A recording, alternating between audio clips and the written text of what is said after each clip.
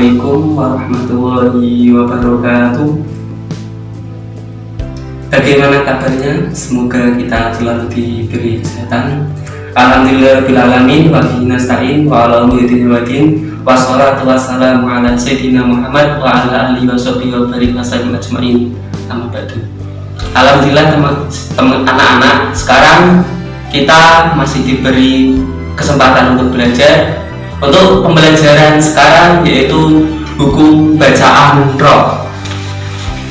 Jadi Ra tersendiri termasuk salah satu huruf hijaiyah Ra, atau kalau ditulis dalam huruf hijaiyah yang begini seret.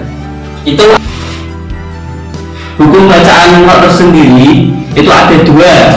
Yang pertama dibaca tebal, yang kedua dibaca tipis. Jadi ada dua, tebal, tipis. Tebal bisa dinamakan kalau bahasa Arab tafhim, kalau tipis dinamakan tartib.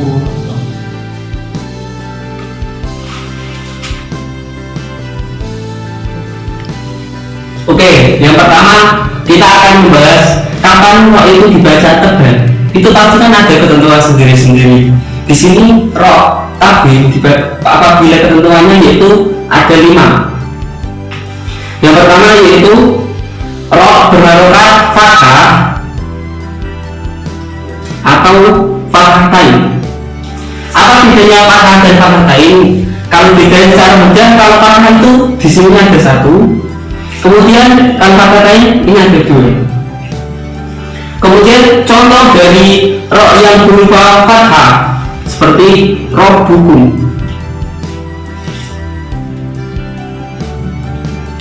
Rabbukum, Ra-nya dibaca fathah, jadinya dibaca tebal. Kemudian yaitu yang dibaca fathatain, contohnya yaitu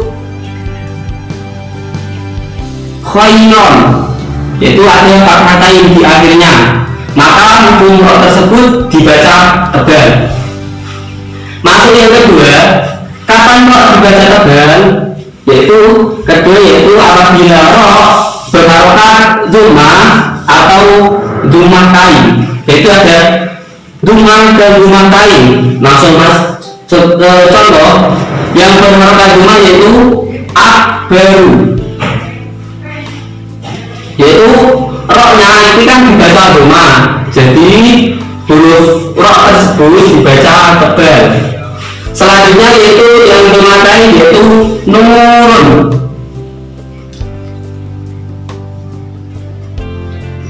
Nurun ini kan dhammatain, maka Ra tersebut dibaca ta tebal atau tafhim. Yaitu dari langsung saja masuk ke nomor 3. Jika Ra tersebut dibaca sukun, sedangkan huruf sebelumnya fathah atau dhammah. Contohnya yaitu pertama arsala, Ra tersebut dibaca sukun, tetapi huruf sebelumnya dibaca fathah, maka Ra tersebut dibaca tebal. Contoh yang kedua yaitu yang dhammah, yaitu mursalina. Huruf Ra tersebut yaitu sukun, sedangkan huruf sebelumnya baca dhammah, maka Ra tersebut dibaca tebal. Masuk yang keempat yaitu apabila Ra berharokat sukun didahului huruf yang berharokat kasroh, tetapi kasrohnya tidak asli dari kalimat tersebut. Langsung masuk ke contoh yaitu irhab. Biasanya dalam contoh ini biasanya yaitu fi'il amar. Apa sih fi'il amar? Yaitu fi'il yang memperintahkan. Ini kan antara hamzahnya dan huruf selanjutnya itu tidak digabung, yaitu berpisah. Ini sukun, kemudian ini di kasroh, maka Ra tersebut dibaca tebal.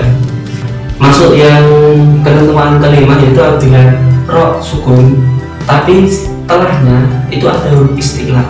Apa itu huruf istilah? Yaitu huruf yang maknanya itu di pucuk ilat, itu di pucuk lidah. Sedangkan huruf istilah itu ada 7: qaf, ghin, ha, za, ta, dha, sha. Masuk langsung saja ke contoh, yaitu mirsodun. Mirsodun, roknya dibaca sukun, akan tapi setelah huruf rok tersebut ada huruf istilah berupa shod, maka rok tersebut dibaca tebal. Masuk contoh kedua, yaitu kirtosun.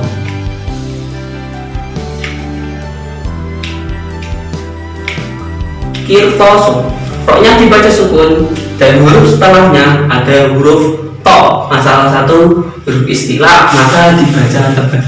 Oke, saya ulangi.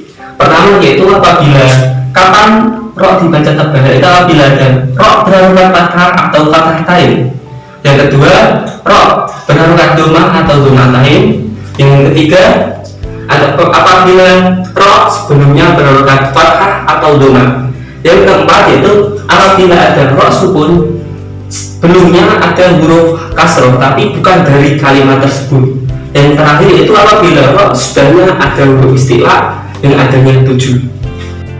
Langsung aja kita masuk yang kedua. Tadi kan sudah dibahas tentang yang dibaca tebal, itu kan ada 5. Sekarang yang dibaca tipis yaitu kriterianya ada 4. Yang pertama, apabila rok berharokat kasroh atau kasroh tain. Contohnya yaitu wami musyarri. Wami musyarri,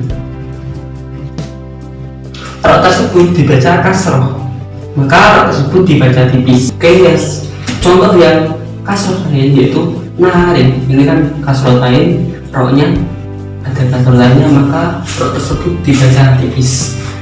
Contoh maknanya yang kedua, kapan rok dibaca tipis, yaitu apabila ada rok sebelumnya berharokat kasroh, yaitu contohnya Fir'auna. Fir'auna, roknya dibaca sukun, setelahnya berharokat kasroh, maka rok tersebut dibaca tipis. Yang ketiga yaitu apabila rok diwakofkan, yaitu awan, yaitu di akhir kalimat atau ketika dibaca berhenti, dan sebelumnya yaitu ada ya sukun. Contoh saja samiun basirun, maka rok tersebut dibaca tipis. Karena apa? Sebelum rok itu ada ya sukun. Ini contoh dari ya sukun, kemudian ada rok, maka bacaan rok tersebut dibaca tipis. Yang keempat yaitu rok diwakofkan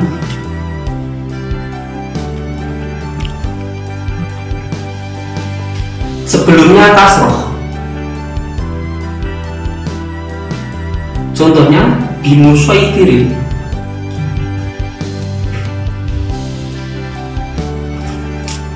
Bimusyaitirin, rok wakof sebelumnya kasroh. Kan ini di akhir surat ya, entah itu surat apa saya lupa. Itu kan roknya di akhir, kemudian sebelum akhirnya itu ada huruf to, sedangkan to tersebut dibaca kasroh. Oke, saya ulangi lagi.